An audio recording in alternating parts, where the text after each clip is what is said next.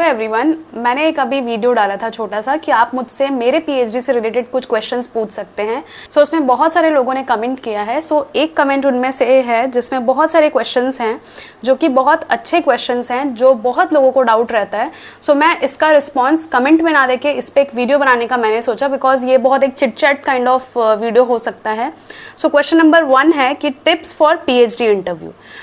So the very important tip from my side is to clear your basics। यानी हम हमेशा ये सोचते हैं कि हमें इंटरव्यू में बहुत ज़्यादा चीज़ें पूछी जाएंगी, बहुत एडवांस चीज़ें पूछी जाएंगी, बट हमेशा हम वहाँ पे गलती करते हैं। हमें बहुत basic, for example you have to just memorize all the structural details of each and every amino acids and carbohydrate, protein, क्या क्या फोल्डिंग्स होती हैं, क्या क्या टर्शरी स्ट्रक्चर में आपको वीक इंटरेक्शंस दिखते हैं। लाइक आपको हर एक बेसिक को क्लियर करना चाहिए। पॉइंट नंबर 2, आपको इंस्ट्रूमेंटेशन थोड़ा सा ब्रशअप करने की ज़रूरत है। फॉर एग्जांपल वो आपको कुछ कंडीशंस देंगे एंड आपको बोलेंगे कि आप इसमें कौन सा इंस्ट्रूमेंटेशन टेक्निक का यूज़ कर सकते हैं। So if you want me to provide the question that can be asked by your interview panelist for your PhD interview, so मैं उसको प्रोवाइड कर दूंगी।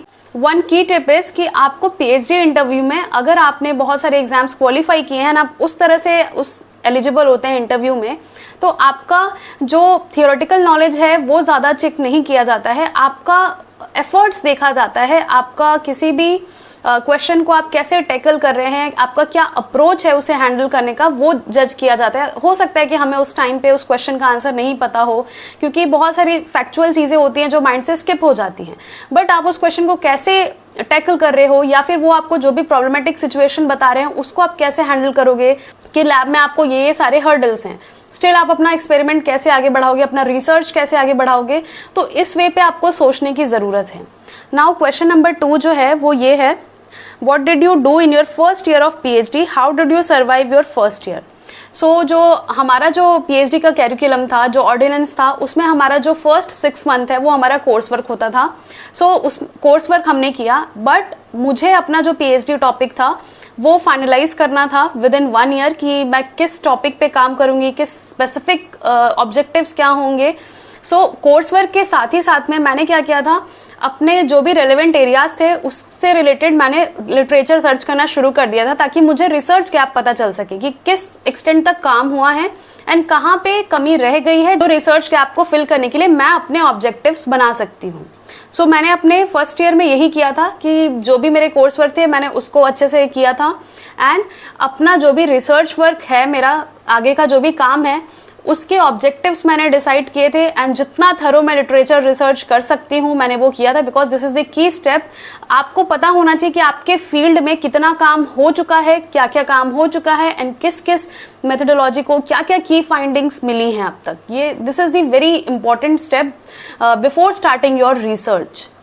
Now third question is, what kind of other struggles like loneliness, anxiety, struggles or any other you faced during this journey? How did you deal with this? So ये एक बहुत ही अच्छा question है, and कोई भी research scholar इस part से deny नहीं कर सकता है कि उनके लाइफ में एंजाइटी, डिप्रेशन, फ्रस्ट्रेशन ये सब ना हुआ हो उनके पीएचडी जर्नी के दौरान में। सो इसके लिए मैं ये बोलना चाहूँगी, बहुत सारी प्रॉब्लम्स आती हैं। सबसे कॉमन प्रॉब्लम है, कभी भी आप कोई प्रोटोकॉल फॉलो करो कोई भी एक्सपेरिमेंट को अचीव करने के लिए, एंड अगर वो वर्क नहीं करे तो उस टाइम पे बहुत ज़्यादा फ्रस्ट्रेशन होता है। अगर आप बहुत सारे अटेम्प्ट्स कर चुके हैं, बहुत सारे वेरिएशन कर चुके हैं एक ही प्रोटोकॉल में, लेकिन स्टिल आपको रिजल्ट नहीं मिल रहा है, सो उस टाइम पे लगता है कि आप स्टक हो गए हैं एक जगह पे, आप आगे नहीं बढ़ पा रहे, क्योंकि जब तक आपके उस एक्सपेरिमेंट का रिजल्ट नहीं आता आप आगे नहीं बढ़ सकते। तो इस टाइम पे लगता है कि हम कैसे एस्केप करें, कैसे यहाँ से निकले, और इसी वजह से जब भी हमारा कोई एक्सपेरिमेंट काम नहीं करता है, या फिर आप बोल सकते हैं राइटिंग वर्क अगर हमारा स्टक होता है, तो हम प्रोक्रेस्टिनेट करते हैं। यानी जो भी चीज़ हमें स्मूथली हम नहीं रन कर पाते हैं, वी स्टार्ट प्रोक्रेस्टिनेशन, एंड उसकी वजह से हमारी चीज़ें बहुत ज़्यादा डिले हो जाती हैं। एंड लोनलीनेस तो बहुत ज़्यादा आता है। अगर आपके पास कोई अच्छे फ्रेंड्स नहीं हैं जिनसे आप अपनी प्रॉब्लम शेयर कर सके, या आप अपने फैमिली मेम्बर से या फिर अपने सिबलिंग से अगर शेयर नहीं कर पा रहे, तो उस टाइम पे लगेगा आपको कि बहुत ज़्यादा आप अकेले हो रहे हैं।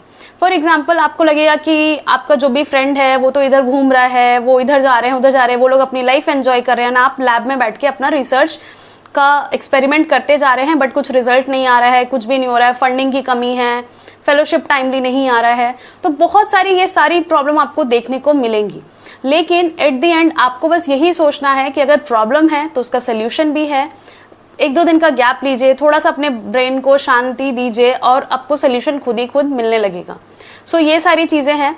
प्रॉब्लम्स तो बहुत आती हैं एंड स्ट्रगल भी बहुत होता है। फॉर एग्जांपल इन हाउस बहुत सारे इंफ्रास्ट्रक्चर की कमी होती है, तो उसके लिए हमें एक इंस्टीट्यूट से दूसरे इंस्टीट्यूट जाना पड़ता है।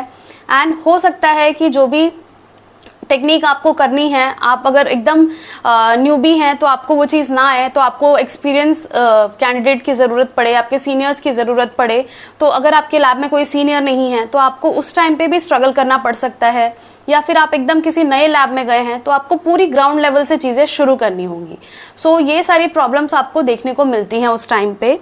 And next question है, did you receive any stipend? Yes, during my PhD journey I received the DBT GRF as well as the SRF fellowship. तो या मेरे पास खुद का मेरा फेलोशिप था। Now next is how do you see friendship in this PhD journey?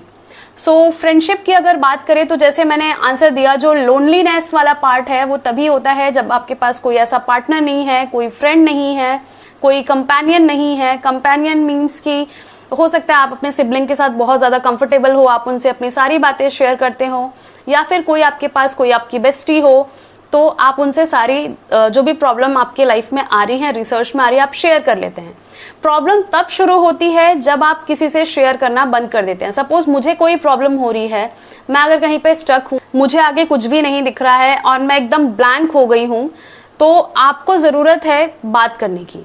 आप जिससे भी कंफर्टेबल हैं, आपको लगता है कि आप जो भी बोलेंगे वो सामने वाला पर्सन अच्छे से पेशेंटली आपकी बात सुनेगा एंड आपको जो भी प्रोबेबल सोल्यूशन है वो देगा और वो वर्क भी करेगा, तो आप शेयर कीजिए। अदरवाइज आपको हमेशा लगेगा कि आप अकेले हैं एंड अकेले कोई भी जर्नी पूरा कवर अप करना बहुत ज़्यादा डिफिकल्ट हो जाता है। So always try to share the things with your well wishers, because उससे क्या लगता है कि आपके सपोर्ट में आपके पीछे हमेशा कोई ना कोई है। अगर कहीं पे प्रॉब्लम आती है so you can take help of all of your loved ones. So हमेशा ये चीज़ का ध्यान रखिए कि आपको अकेले नहीं रहना है, आपको चीज़ें शेयर करनी है। ऐसा नहीं कि 10 लोगों से हम शेयर कर रहे हैं, बट येस जिससे हम बहुत ज़्यादा कंफर्टेबल हैं, जिससे हमारी बॉन्डिंग बहुत ज़्यादा अच्छी है, हम खुल के बात कर सकते हैं, जो भी हमारी प्रॉब्लम है हम इजीली उन्हें बता सकते हैं विदाउट ये सोचे कि वो हमें क्या जज करेंगे क्या नहीं।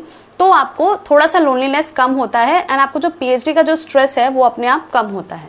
सो इसके अलावा भी अगर आपके कुछ क्वेश्चंस हैं तो आप मुझे कमेंट कर सकते हैं। I will be happy to answer and don't forget to subscribe the channel.